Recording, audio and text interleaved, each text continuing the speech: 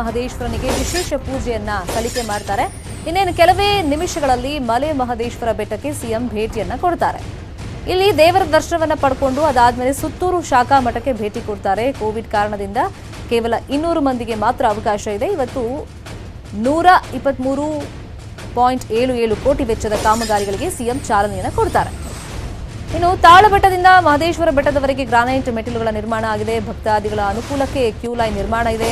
ಇದೂ ಸೇರಿದಂತೆ ವಿವಿಧ ಅಭಿವೃದ್ಧಿ ಕಾಮಗಾರಿಗಳಿಗೆ ಶಂಕುಸ್ಥಾಪನೆ ಹಾಗೆ ಉದ್ಘಾಟನೆ ಕಾರ್ಯಕ್ರಮ ಎಲ್ಲ ನಡೆಯುತ್ತೆ.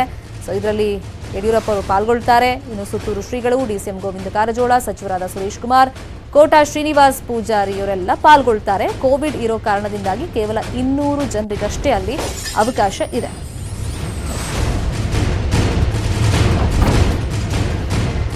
ಚಾಮರಾಜನಗರ ಜಿಲ್ಲೆಯಲ್ಲಿ ಸಿಎಂ ಬಿಎಸ್ವೈ ಇದ್ದಾರೆ. ಮಲೆ ಮಹದೇಶ್ವರ ಬೆಟ್ಟಕ್ಕೆ ಸಿಎಂ ಭೇಟಿಯನ್ನು ಕೊಡ್ತಾರೆ. ಇನ್ನೇನು ಕೆಲವೇ ನಿಮಿಷಗಳಲ್ಲಿ ದೇವರ ದರ್ಶನವನ್ನು ಪಡೆದು ಅಲ್ಲಿ ವಿಶೇಷ ಪೂಜೆ ಎಲ್ಲ ಸಲ್ಲಿಕೆ ಮಾಡ್ತಾರೆ. ಅದಾದ್ಮೇಲೆ ಸುತ್ತೂರು ಶಾಖಾ ಮಠಕ್ಕೆ ಭೇಟಿ ಕೊಡ್ತಾರೆ. ಕೋವಿಡ್ ಇರೋದ್ರಿಂದ ಆ ರೀಸನ್ ಇಂದಾಗಿ ಕೇವಲ 200 ಜನರಿಗೆ ಮಾತ್ರ ಅಲ್ಲಿ ಅವಕಾಶ ಇರೋದು. ಮತ್ತೆ ಈ ದೇವರ ದರ್ಶನ ವಿಶೇಷ ಪೂಜೆ ಎಲ್ಲ ಸಲ್ಲಿಕೆ ಆದ್ಮೇಲೆ ವಿವಿಧ ಅಭಿವೃದ್ಧಿ ಕಾಮಗಾರಿಗಳಿಗೆ ಚಾಲನೆಯನ್ನ ಕೊಡ್ತಾರೆ. ಮತ್ತೆ ಉದ್ಘಾಟನಾ ಕಾರ್ಯಕ್ರಮ ಕೂಡ ಅಲ್ಲಿ ಸಾಕಷ್ಟಿದೆ.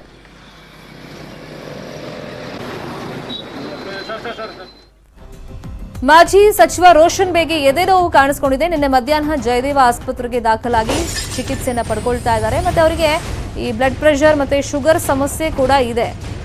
ಐಎಂಎ ಕೇಸಲ್ಲಿ 3 ದಿನ ಸಿಬಿಐ ಕಸ್ಟಡಿಯಲ್ಲಿ ಬೇಗ್ ಇದ್ದಾರೆ. ಪರಪ್ಪನ ಅಗ್ರಹಾರದಲ್ಲಿದ್ರು. ಸಿಬಿಐ ಈಗ ವಿಶೇಷ ಕೋರ್ಟ್ ಅವರನ್ನ ಇನ್ವೆಸ್ಟಿಗೇಷನ್ ಮಾಡಬೇಕು ಅಂತ ಕೇಳಿದಕ್ಕೆ ಕೋರ್ಟ್ ಇವಾಗ 3 ದಿನ ಸಿಬಿಐ ಕಸ್ಟಡಿ ಕೊಟ್ಟಿದೆ. ಬಟ್ ಇವಾಗ ನೋಡಿದ್ರೆ ಅವರಿಗೆ ಆರೋಗ್ಯ ಸಮಸ್ಯೆ ಆಗಿದೆ. ಎದೆ ನೋವು ಕಾಣಿಸ್ಕೊಂಡಿದೆ. ಸದ್ಯಕ್ಕೆ ಆಸ್ಪತ್ರೆಯಲ್ಲಿದ್ದಾರೆ. 5 ವರ್ಷದ ಹಿಂದೆ ಆಂಜಿಯೋಗ್ರಾಮ್ ಮಾಡಿಸ್ಕೊಂಡಿದ್ರು ರೋಷನ್ ಬೇಗ್. ಇವತ್ತು ಮತ್ತೆ ರೋಷನ್ ಬೇಗ್ ಆರೋಗ್ಯ ತಪಾಸಣೆ ಎಲ್ಲ ಆಗುತ್ತೆ.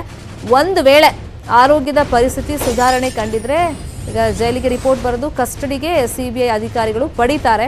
ಬಟ್ ಅದು ಡಿಪೆಂಡ್ ಆಗೋದು ಅವರ ಹೆಲ್ತ್ ಕಂಡೀಷನ್ ಮೇಲೆ. ಈಗ ನೋಡಬೇಕಾಗತ್ತೆ. ಒಂದು ಕಡೆ ಬ್ಲಡ್ ಪ್ರೆಷರ್ ಇದೆ, ಡಯಾಬಿಟೀಸ್ ಇದೆ, ಶುಗರ್ ಇದೆ ಅವರಿಗೆ. ಈಗ ಎದೆ ನೋವು ಬೇರೆ ಕಾಣಿಸ್ಕೊಂಡಿರೋದ್ರಿಂದ ಏನು ಕಂಡೀಷನ್ ಇದೆ ಅನ್ನೋದನ್ನ ಡಾಕ್ಟರ್ ಹೇಳ್ತಾರೆ.